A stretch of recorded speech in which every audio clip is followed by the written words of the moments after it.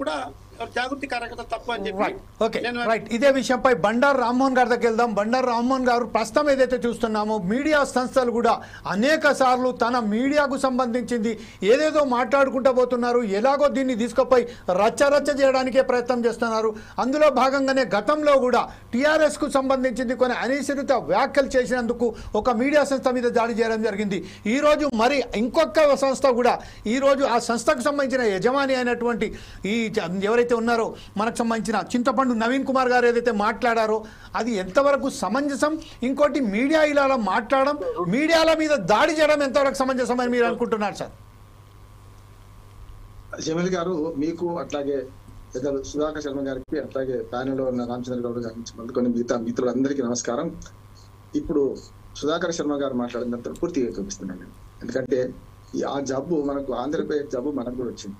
ఆంధ్రప్రదేశ్ లో కులగజ్జితో పాటు మూడే పార్టీలు, మూడే సంఘాలు ఉన్నాయి అక్కడ. కానీ ఇక్కడ మన దగ్గర అట్లా తెలంగాణ సంస్కృతి వేరు, తెలంగాణ సాంప్రదాయాలు వేరు. అగ్రవర్ణాలు నిమ్న వర్గాలు అనకుండా మామ అత్త అని పిలుచుకునే సంస్కృతి మనది. అట్లానే తెలంగాణ సంస్కృతి అని చెప్పి బూత్ మాటలు మాట్లాడి మా తెలంగాణ సంస్కృతి అనేది సమర్థించుకోవడం ఏ పార్టీ చేసినా తప్పే అంటున్నాడు. గతంలో కేసీఆర్ గారు మాట్లాడినప్పుడు కానీ, తర్వాత రేవంత్ రెడ్డి ఇప్పుడు మాట్లాడుతున్నప్పుడు కానీ, తీర్మార్ మల్లన మాట్లాడినా కూడా మనందరం ఖండించాలి. ఇంత పెద్దలు మనకు ఈ మధ్య కాంగ్రెస్ పార్టీ ఇద్దరు మాట్లాడారు, వాళ్ళ ఇద్దరు అభిప్రాయంతో కూడా ఏకీపిస్తున్నాడు. ఈ విషయంలో 2 విషయాలు చెప్తాను. ఒకటి ఏమంటే, ఇప్పుడు కవిత ఒంటరి అయిందా అనే మాట కూడా వస్తుంది. ఎందుకు వచ్చి ఒంటరి అయింది అంటే చేసుకున్నంత అంటున్నాను స్పష్టంగా. ఇవాళ ఒకటి తీర్మార్ మల్లన గారు మన తమలపాకుతో అంటే ఆమె తలుపు చెక్కతో జవాబు ఇచ్చింది. ఎట్లా అంటే తీర్మార్ మల్లన మాటలలో 2 తప్పు ఉన్నాయి. ఒకటేమో ఆమె బీసీ కాదు కదా, బీసీ గురించి ఎందుకు మాట్లాడతాం, ఇది బేసికతాం. అంటే దళితుల గురించి దళితులే, మనకు లేడీస్ గురించి లేడీసే, మహిళల గురించి మహిళలే అంటే మనకు ఇట్లా మాట్లాడడం రూల్ ఉంది. అవన్నీ ఇప్పుడు నేను మహిళా పక్షపాతిని, నిజంగా బాగానే ఉంటుంది. అట్లాగే బీసీ పక్షపాతిని, ఖచ్చితంగా నేను బీసీ కావాల్సిన అవసరం లేదు కదా బీసీ గురించి మాట్లాడడానికి. బీసీలకి రిజర్వేషన్ మంచిది అంటున్నాను. ఇవ్వకపోవడం ఎట్లా జరుగుతుంది, పరిణామాలు ఏంటి చర్చిస్తాం. ఎట్లా ఇవ్వలేకపోతే ఎట్లా ఇస్తారని చెప్తా. కానీ నువ్వెవరు మాట్లాడుతుంది అనేది మాత్రం తప్పు అంటున్నాను. ఫస్ట్ రెండోది ఏంటంటే తీర్మార్ మల్లన మొదటి నుంచి ఆయన వ్యవహరించారు. 2 నిమిషాలు మిస్ ఆయన వ్యవహార శైలి నాకు ఇంతవరకు ఆయన వీడియో చూడను కూడా అంటున్నాడు. ఎందుకంటే నాకు తెలుసు ఆ బూత్ పదాలు ఏంటి ఏమి అంటారు. ఇది చూసినట్టు ఏ పదం వాడిండు కరెక్టా కాదా చూద్దామని చూసిన. చర్చకు వచ్చినప్పుడు మనం వాస్తవం తెలుసుకోవాలి కదా, అనుమానం చేయలేం కదా. కనుక ఆయన వాడిన సామెత తప్పు. స్పష్టంగా సామెతలు వాడేటప్పుడు దయచేసి మనం మహిళల పట్ల కానీ, మనకు దళితుల పట్ల కానీ, ముసలి వాళ్ళ పట్ల, పిల్లల పట్ల కానీ, వికలాంగుల పట్ల కానీ, దివ్యాంగుల పట్ల కానీ ఎట్లాంటిది మనము వాడడానికి వీలు లేదు. కొన్ని సామెతలు ఉన్నాయి, గతంలో అగ్రవర్ణాలు సృష్టించినవి, నిమ్న వర్గాలు సృష్టించిన సామెతలు ఉన్నాయి. వాటప్పుడు పాలిష్ చేసుకోవాలి. ఉదాహరణకు మనకు రొయ్యల గప్ప మాయమైంది తెలుసు, ఒక కులానికి అంత చెప్తున్నాం. ఆ మాట దాన్ని ఏం చేయొచ్చు అంటే, అందరూ శాకాహారుడే, రొయ్యల గప్ప మాయమైంది అనండి, పలానా కులం ఎందుకంటారు మీరు కదా అంటే దాన్ని పాలిష్ చేసుకోవచ్చు. ఆడవాళ్ళ శత్రువు తప్పు అంటు నా మాట వాడవద్దు. మరి పురుషులకు కూడా పురుషులు శత్రువులు కాదని తెలుసుకుంటున్నాం కదా. అందుకని జనరలైజ్ జమీల్ గారు ఇక్కడ 2 చెప్తాను. మొదటి తప్పు ఎవరికి అంటే తీర్మార్ మల్లన. ఆయన పరుష పదజాలాన్ని ఒక్కరి గురించే కాదు, ఆయన 3 పార్టీలు మారాడు. పార్టీ మారినప్పుడల్లా, ఇప్పుడు ఆయన వ్యక్తిగతంగా నేను పోతున్నాను, పార్టీలు మారినప్పుడల్లా ఎవరిని మధ్య వాళ్ళు తిట్టుకుంటూ వచ్చాడు. నేను పరిచయం. అందుకని ఇక్కడ ఏమైందంటే ఆయన చేసిన పని పరుష చెప్పొచ్చు, బాధగా చెప్పొచ్చు. మిగతా వాళ్ళకి వచ్చి మ్యూట్ చేసుకోమని చెప్పండి. ఒక్క నిమిషం ఆగుతారా సార్? ఎవరైతే మిగతా వారు ఉన్నారో తమ ఫోన్లను మ్యూట్ చేసుకుంటే దయవలసి ప్లీజ్ సార్. మ్యూట్ చేస్తే మేము ఎవరైతే మన మిత్రులు బండారు రామ్మోహన్ గారు మాట్లాడుతున్నారో మాకు వినే అవకాశం ఉంటుంది, ప్రజలకు కూడా వినే అవకాశం చాలా క్లిష్టంగా ఉంటుంది సార్. ప్లీజ్. ఇక ఇక్కడికి వస్తాను జమీల్ గారు. ఇవాళ మొట్టమొదటి ఏమంటే ఆయన మాట్లాడిన దానిలో ఆమె ఎవరు మాట్లాడుతాను అని తప్పు. ఆమె ఓన్ చేసుకుంది, కానీ ఆమె స్వార్థం వేరే ఉన్నది. ఆమె తండ్రి ముఖ్యమంత్రిగా ఉన్నప్పుడు మాత్రం ఏమి మాట్లాడలేదు, బీసీల గురించి మాట్లాడదు, మహిళల గురించి మాట్లాడదు. ఇప్పుడు ప్రభుత్వం వేరే మారిన తర్వాత వస్తుంది, అది తప్పే అంటే ఓన్ చేసుకోవడం. నేను ఏమంటున్నాను, సంఘీభావం వ్యక్తం చేయడం, ఆర్డినెన్స్ జారీ మంచిది అనడం ఎవరు తప్పట. ఆర్డినెన్స్ జారీ మంచిది అనడం, ఈ బీసీల రిజర్వేషన్ ఇస్తే సంతోషపడతాము ఎవరు అవుతాను. కానీ ఆమె దాన్ని ఓన్ చేసుకొని నేను చేపటికి అయింది అనే దాంతో కాంగ్రెస్ పార్టీ వాళ్లకు రాని రేషము తీర్మార్ మల్లనకు వచ్చింది. మాట్లాడితే ఎవరెవరు మాట్లాడాలి, నీకేం సంబంధం అని ఎవరు మాట్లాడాలి? అమ్మ చేస్తుంది మేము కదా, నువ్వు ఎట్లా మాట్లాడతావు, నువ్వు చేస్తే మేము ఊరుకోలే కదా, నువ్వు చేయడం వల్ల రాలే కదా అని కాంగ్రెస్ పార్టీ వాళ్ళు మాట్లాడాలి కదా. ఇప్పుడు వాళ్ళు ఏమైందంటే ఔరంకి షాదీకి అబ్దుల్లా దివాన్ అని అంటున్నారు. అంటే వాళ్ళు చేస్తా అంటే దాన్ని ఆహ్వానించండి. కానీ నేను మాత్రం మొదటి నుంచి చేస్తున్నప్పటికీ ఇది వస్తుంది కాంగ్రెస్ వాళ్ళకు వాళ్ళు మాట్లాడుతున్నారు. ఇక ఇక్కడికి వస్తే ఏంటంటే తీర్మానం వల్ల మాటలకు ఇప్పుడు చేసిన తప్పు ఎవరు చూడరు, కానీ కోసిన ముక్క అందరూ చూస్తారు. ఇదో సాగుతుంది. ఇది వాళ్ళ ఆడవాళ్ళకి కాదు, మగవాళ్ళకి కూడా వర్తిస్తుంది. వాళ్ళ శూర్పణఖ రాముడి దగ్గర పోతారు, అది కాదు. లక్ష్మణుడు అది కాదు. ఇప్పుడు చేసిన తప్పు ఏంది? ఆయన చేసిన తప్పు వన్ సైడ్ ఉంచి, నేను యాజ్ అడ్వకేట్ చెప్తున్నాను, వన్ సైడ్ ఉంచి ఇజ్జత్ పెడితే అయిపోయింది కదా.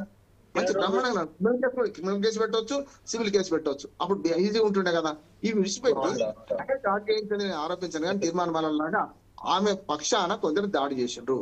మాటలకు భౌతిక దాడులు ఇంకా దుర్మార్గం. ఇప్పుడు ఏమైంది? మాటల దాడి పోయింది, మాటల తప్పు పోయింది, ఇప్పుడు ఈ తప్పు ముందర పడింది. అందుకని పోలీసులు ఏం చేసిండ్రు? ఇటు పక్క ఇద్దరి మీద కేసులు పెట్టిండ్రు. ఒకవేళ తీర్మానం వల్లనే కనుక కాంగ్రెస్ పార్టీలో ఉండుంటే ఈ కేసు పెట్టే వాళ్ళ తీర్మానం వల్ల అనేది పెట్టకపోయే వాళ్ళు కదా.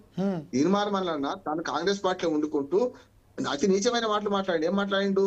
బీసీ రిజర్వేషన్ల గురించి బీసీ లెక్కలు తీస్తే చాలా మనం అనరాని మాటలు మాట్లాడాడు. అందుకని ఆయన సస్పెండ్ చేసి కానీ ఈ ఒక్క మాట చీకట్లో చిరుదివ్వలేగా మహేష్ కుమార్ గారు, కాంగ్రెస్ పార్టీ అధ్యక్షుడు మహేష్ కుమార్ గారు ఒక రకమైన పని డిస్ప్లే మంచిగా ఉన్నారు. అదే దానిలో మిగతా మనకు కాంగ్రెస్ మిత్రులుగా మాట్లాడుతున్నారు. నేను ఒకటే పరిష్కారం చెప్తున్నాను జమీల్ గారు, దీనికి ఒకటే పరిష్కారం ఏంటంటే ఇప్పుడు ఇతరులు కేసులు పెట్టింది కదా, తాను ఇంకో ఓరకం కూడా చేసుకోవచ్చు. అంటే కవిత గారు కూడా అధిగమించి తన పార్టీని కాదని కూడా మాట్లాడుతుంది. తన పార్టీ ఏమంటుంది? ఈ 42% రిజర్వేషన్లు ఆర్డినెన్స్ ద్వారా సాధ్యం కాదు, ఇది గతంలో బిల్లు పాస్ చేసిండ్రు, అసెంబ్లీ ద్వారా పంచిండ్రు, మనకు గవర్నర్ కు పంపిండ్రు, గవర్నర్ ఏం రాష్ట్రపతికి పంపిండ్రు, బిల్లు పెండింగ్ లో రాష్ట్రపతి దగ్గర ఉన్నప్పుడు మీరు ఆర్డినెన్స్ చేస్తే చెల్లదు అంటున్నారు ఎవరు? BRS party. ఆమెను మొన్న ఈ మధ్యన నాలాంటి విలేకరులు అడిగింది. ఏమడిగిందంటే, అమ్మా మీరు పార్టీ పెడతా అన్నారు, పెడతారా అని అడిగింది. మొన్న 4 అడిగితే ఏమన్నది? నవ్వుకుంటే ఏమన్నది ఆమె, మా పార్టీ ఉంది కదా, బీఆర్ఎస్ ఉంది కదా అన్నది. మరి నీ పార్టీ సిద్ధాంతం పక్కన పెట్టి నువ్వు ఎట్లా మాట్లాడినావు కదా? నీ పార్టీ ఏమంటుంది? ఈ 42% రిజర్వేషన్ అమలు కాదు, మంచిదే, ఎవరు వద్దన్నారు, కానీ మనం తీర్మానం చేసినాం కదా, అసెంబ్లీ సాక్షిగా తీర్మానం చేసి అక్కడికి పంపినాం కదా, కేంద్ర ప్రభుత్వం నిర్ణయం తీసుకొని 9th షెడ్యూల్ చేరిస్తే వస్తుంది, మీరు తాత్కాలికంగా చేస్తే ఈ ఆర్డినెన్స్ రద్దు అవుతుంది, మీరు ఎన్నికలు మళ్ళీ వాయిదా పోవాల్సి వస్తుంది అని స్పష్టంగా మన బీఆర్ఎస్ పార్టీ అంటుంటే దాన్ని ఆ పార్టీ సిద్ధాంతాన్ని పక్కన పెట్టి ఇది ఆహ్వానిస్తున్నాడు, రంగులు చల్లుకున్నది కదా. సమస్య ఏంటంటే ఆహ్వానించిన అంటే వేరు.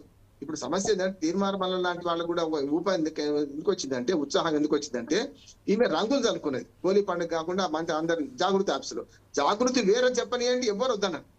ఇప్పుడు జాగృతి వేరు, బీఆర్ఎస్ పద్ధతి వేరు, నేను పార్టీలో లేరంటే ఎవరు వద్దన్నారు.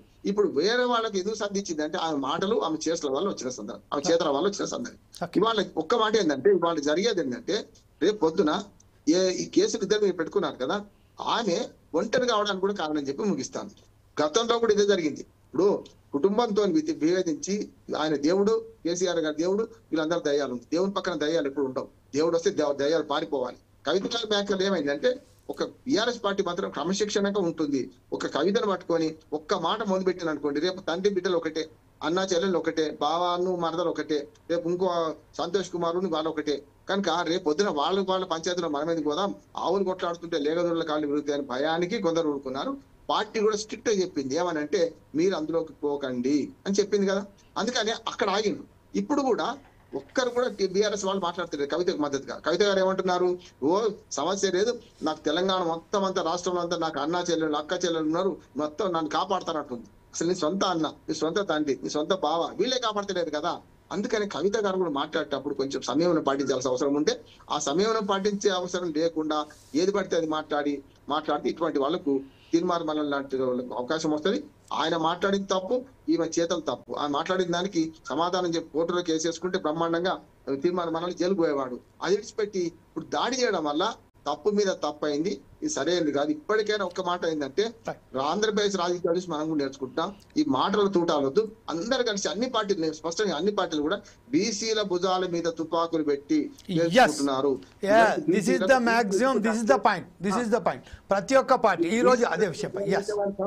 వాళ్ళ రాజకీయ ప్రయోజనాలు ఉన్నాయి. రేపు బీసీలకు మేలు జరగాలని ఒకటే మాట, బీసీలకు మేలు జరగాలంటే ఏం చేయాలంటే, ఇది 9వ షెడ్యూల్ చేర్చాలి, ఒకటి నెంబర్ 1.